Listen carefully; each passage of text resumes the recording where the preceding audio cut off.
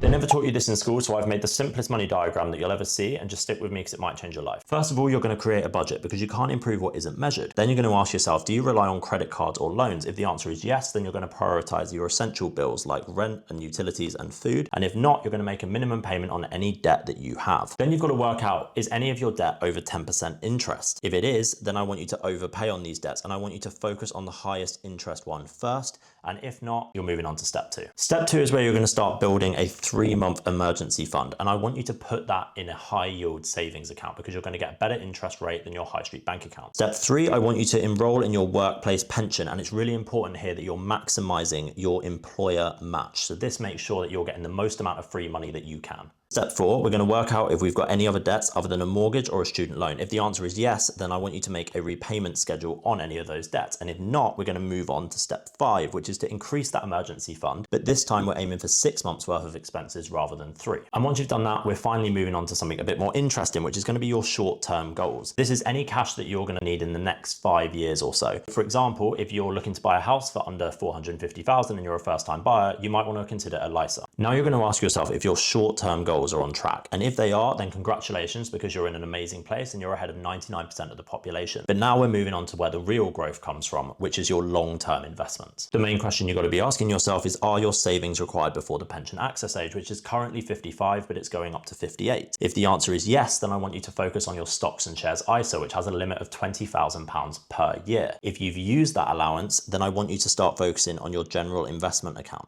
But that's only if your ISA limit has been reached. And finally, if your savings are required purely for retirement, then I want you to focus on your workplace pension and your self-invested personal pension. And if you've done all that, you're never going to have to worry about money ever again.